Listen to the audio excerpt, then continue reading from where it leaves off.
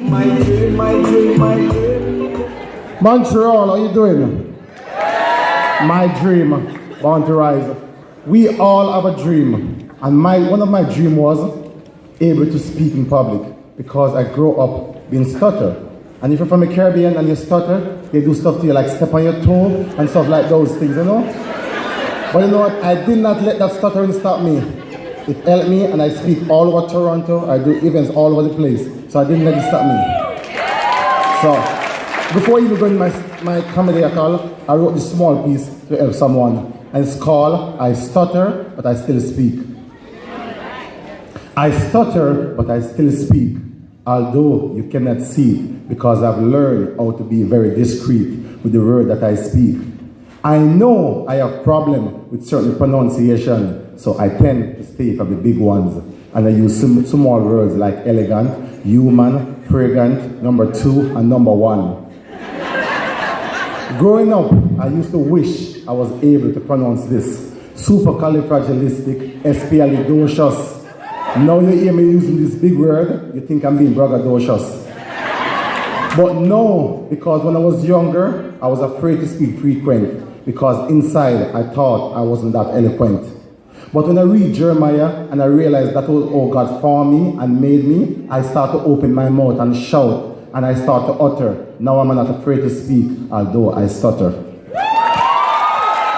So, but I have 2 stories to tell, so that was my speaking. And I have one more story to tell, and it's my immigration problem.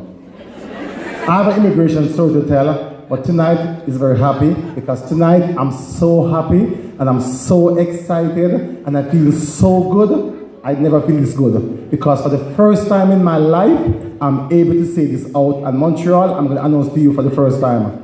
It feels so good and feels so happy to live in the country for the first time legally. I'm telling you, it feels so good. You know, I was living here before, and the government said I'm staying here too long. They said I'm going to send you on a vacation, or what most of you guys would consider as deportation. But you know what? It's the first time in my life I was able to travel like President Obama. I travel for free. Not only that I travel for free, they treat me like President Obama, because on that plane going back to Jamaica, they put 2 Secret Service beside me. Amy and Gratian.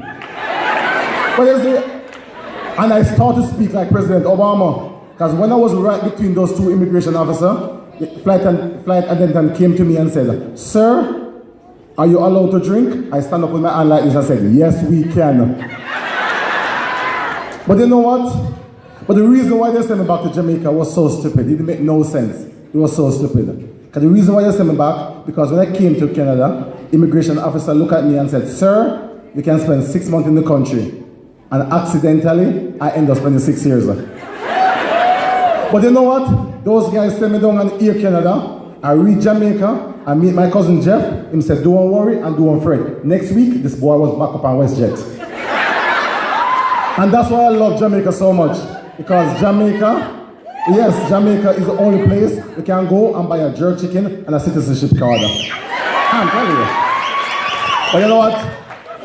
Immigration story in the country is not easy. People always asking me, "Do you believe the guy from Jamaica, Usain Bolt, is the fastest man in the world?" No, he's not. Because I used to say he's the fastest man too. I agree with you. I'm from Jamaica. He ran 9.58. But for Usain Bolt to be the fastest man in the world, he must have to come to Canada or come to Montreal, run against somebody that don't have them papers, and yet immigration. I'm telling you, I was in Brampton. There's a place in Toronto called Brampton. I was staying with my aunt. It was about 11 o'clock when people don't come in your house. The door knocked. My aunt looked at her husband. The husband looked at the daughter looked at the sister looked at the dog looked at me. I looked at the door. So I went up to the door like Michael Jackson said, "Who is it?" People, I thought I heard Amy. I did not wait for Gratian. I run through the back door, I jump across the fence, I jump in one Uber taxi, and said, "Driver, don't stop at all."